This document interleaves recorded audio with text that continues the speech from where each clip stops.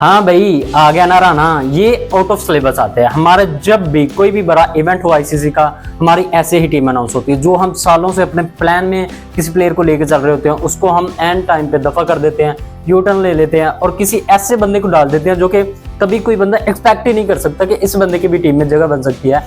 ऐसे ही हमारे राना फहीम अशरफ की जगह बन गई, जो कि पिछले पता नहीं 2023 में उस बंदे ने लास्ट टाइम ओडीआई मैच खेला था इंडिया के खिलाफ, जिसमें उस बंदे ने 80 स्कोर खाया 10 ओवर में और कोई विकेट नहीं थी, शायद एक तो विकेट थी। तो इसी बंदे को आपने 1.5-2 साल के बाद दोबारा से टीम में डाल लिया और किस परफॉर्मेंस की बेस पे डाला?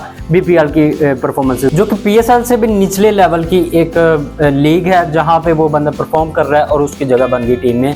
और उसके बदले आपने अमर जमाल को निकाल दिया, जो कि आपके साथ प्लान में था पिछले काफी अरसे से, वो आपके साथ चल रहा था। आपने जिम्बाब्वे की सीरीज में उसको डाला, आपने ओडीआई सीरीज में उस बंदे को खिलाया और अब आके उसको अचानक निकाल दिया, जो कि ये कभी भी समझ नहीं आई। पीसीबी हमेशा ही ऐसे करता है, जब टाइम आता है तो ये आके ऐसा यू टर्न लेते हैं कि हर बंदा हैरान हो जाता है। अब 2-3 बंदे इस स्क्वाड में शामिल किए गए, जो कि बिल्कुल हैरानी वाली बात है।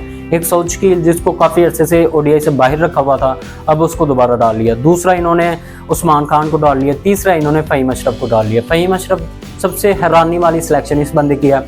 दूसरा ये कि सिर्फ एक स्पिनर डाला, अबरार अहमद, और उस बंदे ने क्या ही कर लेना। क्योंकि आपने देखा हुआ ये जो पाकिस्तान की सीरीज हुई वेस्ट इंडीज के साथ मुल्तान में, इतनी ज्यादा टर्निंग पिच थी, उस जगह पे भी अबरार अहमद से स्पिन नहीं थी हो पा रही। 2 मैचेस में उस बंदे ने कुछ 4-5 विकेटें ली ज्यादा से ज्यादा, और आपने उस बंदे को उठा के proper spinner, as a proper spinner आपने स्क्वाड में डाल लिया। और उसके अलावा आपके पास कोई भी एक स्पिनर नहीं है। अब अबरार अहमद, अल्लाह ना करे किसी एक मैच में उसकी उंगली को कुछ हो जाए या उसका हाथ जख्मी हो जाए, तो फिर आप किस पे रिलाई करेंगे? क्योंकि आपने यूएई में खेलना है, जो कि एक स्पिनिंग ट्रैक बना हुआ है, जहाँ पे स्पिनिंग सिचुएशन है, जहाँ पे स्पिनर्स छाए होंगे। तो आपके पास ऐसे स्पिनर्स हैं नहीं, सिर्फ एक स्पिनर डाला आपने। आप एटलीस्ट यार, मुझे ये समझ नहीं आती कि आप नोमी और साजिद को क्यों नहीं डालते व्हाइट बॉल में। क्या व्हाइट बॉल और रेड बॉल में इतना ज्यादा फर्क होता है कि आप उन बंदों को इतना दूर रखते हैं? इवन इनको पीएसएल में भी नहीं लिया जाता। पता नहीं इन्होंने क्या ऐसा ज्यादती कर दी है व्हाइट बॉल के साथ कि इनको व्हाइट बॉल से दूर रखा जाए। ये सब तो बेसिक मसाइल थे।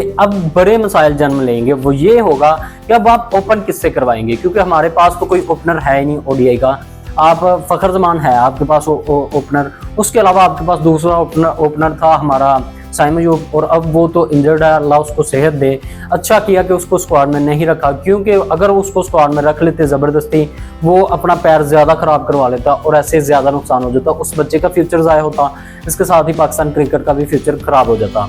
उस बच्चे को साइड पे रखा, चलो उसकी तो कोई गलती नहीं, वो एक साइड पे होगा। असल मसला इस जगह पे बन रहा है कि आपके पास ओपनर ही कोई नहीं। अब अगर बाबर और फखर ओपन करें तो तब भी अवाम को मसला कि बाबर ओपनिंग पे आ रहा है, तो फिर पीछे क्या होगा? ये एक जेन्युइन मसला है कि फिर आप मिडल ऑर्डर में किसको खिलाएंगे, आप दूसरे नंबर पे किसको लेके आएंगे? ऐसे पूरे का पूरा एक बैटिंग ऑर्डर चेंज हो जाएगा, और ऐसा बैटिंग ऑर्डर होगा जो कि पहली दफा खेल रहा होगा, जो एक एक्सपेरिमेंट आप समझ लें। तो आप इतने बड़े टूर्नामेंट पे जाके फौरन ऐसा कर रहे हैं, एक्सपेरिमेंट कर रहे हैं, जो कि कभी भी बियरेबल नहीं है। ये चीज़ें आपने पहले करनी होती हैं। अब जितनी ये पहले 3 सीरीज हुई पाकिस्तान के, ऑस्ट्रेलिया के साथ, साउथ अफ्रीका के साथ और जिम्बाब्वे के साथ, आपको चाहिए था कि ये सारे आप एक्सपेरिमेंट्स उन सीरीज में करते, और जब टीम सेलेक्ट करते चैंपियन ट्रॉफी के लिए, तो उसी एक बैकअप प्लान के साथ, उसी एक एक्सपेरिमेंट के साथ, सेम वही लाइनअप के साथ आप आते बैटिंग पे, और आपके सारे बैटर्स को अपना अपना रोल पता होता। अब हमारे बैटर्स को कोई समझ नहीं आएगी, क्योंकि अगर आप देखें बाबर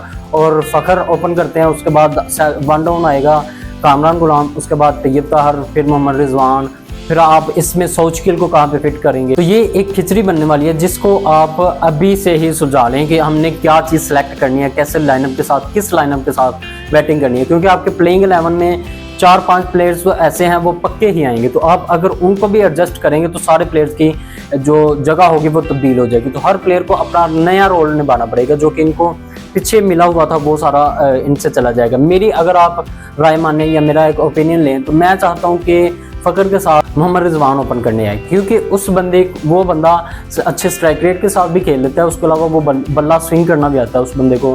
फकर के साथ चलो शुरू में आगे अच्छा स्टार्ट दे दे, उसके बाद बाबर आ जाए, फिर कामरान गुलाम आ जाए, फिर तैयब ताहर, सौचकिल, फिर ऐसे हमारे बॉलर्स की बात करते हैं तो हमारे पास 4 बॉलर्स हैं, जिनमें शहनशाह अफरीदी है, हसनैन है, उसके अलावा हारिस रऊफ और नसीम शाह। जिसमें मुझे हुसनैन की समझ नहीं आई कि इस बंदे को क्यों डाल लिया गया। आपके पास एक पेसर बॉलर है, फास्ट बॉलर, जो कि हारिस रऊफ की शक्ल में है, वो अच्छा था। अगर आपने हुसनैन को डालना था तो इससे बेहतर ऑप्शन था आपके पास अब्बास अफरीदी। जैसे आपने वसीम जूनियर को एक साइड पे कर दिया, मुझे लगता है कि अब ऐसे ही आप अब्बास अफरीदी को भी साइड पे करेंगे। अब्बास अफरीदी सिर्फ इतना नहीं कि वो समझ के साथ गेंदें करवा लेता है, वो एंड पे आके छक्के भी लगा लेता है, जो कि एक अच्छी चीज़ है पाकिस्तान के लिए, क्योंकि पाकिस्तानी ज़्यादातर ऐसे होता है कि इनका जो टॉप ऑर्डर है वो फेल हो जाता है, उसके बाद मिडल ऑर्डर भी फेल हो जाता है, और एंड पे आके जो हमारी टेल होती है वो कुछ ना कुछ बचा जाती है। उमर गुल का भांजा है ये बंदा अब्बास अफरीदी, और इसकी अच्छी परफॉर्मेंसेस रही हैं, इसलिए अब्बास अफरीदी का होना लाजमी था, जो कि इस स्क्वाड में मिसिंग है। अमर जमाल की बात करें तो मुझे नहीं लगता कि वो इतनी कोई अच्छी फॉर्म में चल रहा था, क्योंकि काफ़ी अरसे से उसको मौका दिया जा रहा था, लेकिन वो आउट ऑफ फॉर्म ही था। और फ़हीम अशरफ को उसकी जगह इसलिए लाया गया क्योंकि वो BPL में परफॉर्मेंसेस दे रहे हैं। एक और पावर हिटर हमने डाल दिया, वो है हमारा खुशदिल शाह, जो कि हमारे ऑलराउंडर की कैटेगरीज में जा रहा है, जिसमें हमारे पास सलमान अली आ गया है, खुशदिल शाह, और तीसरा हमारे पास ऑलराउंडर फ़हीम अशरफ है, जो कि बॉलिंग ऑलराउंडर होगा। अब खुशदिल शाह भी BPL में परफॉर्म कर रहा है, इसलिए उस बंदे को डाल लिया गया। मुझे ये समझ नहीं आ रही कि हमने कब से BPL को अपना स्टैंडर्ड बना लिया कि उसकी तरफ देख के जो वहाँ पे परफॉर्मेंसेस दे रहे हैं उन बंदों को हम सिलेक्ट कर लेंगे। अब जो होना था वो हो चुका है। अब पाकिस्तान के पास सिर्फ एक मौका है, वो है ट्राई नेशन सीरीज़। आप उसमें जितने भी कॉम्बिनेशंस कर सकते हैं, जो भी एक्सपेरिमेंट्स कर सकते हैं कर लें, क्योंकि उसके बाद आपके पास कोई मौका नहीं। ये 3 मैचेस जो होंगे, 3-4 मैचेस पाकिस्तान के, अगर पाकिस्तान फाइनल में क्वालिफाई करता है तो फिर पाकिस्तान के 3 मैचेस हो जाएंगे। तो फिर अगर पाकिस्तान ये मैच जीतना चाहता है, अगर चैंपियन ट्रॉफी में कुछ अपना दबदबा कायम रखना चाहता है, जैसे ये डिफेंडिंग चैंपियन है, तो ऐसे ही अगर ये टूर्नामेंट दोबारा जीतना चाहते हैं तो फिर इनको सारे एक्सपेरिमेंट्स उसी ट्राई नेशन सीरीज में करने चाहिए, क्योंकि इस टाइम इनको खुद अंदाज़ा नहीं कि हमने किस लाइनअप के साथ जाना है, कौन सी प्लेइंग 11 अपनी राय बताएं जो स्क्वाड अनाउंस किया गया। मिलते हैं अगले वीडियो में, तब तक अपना ख्याल रखिएगा। अल्लाह हाफिज़।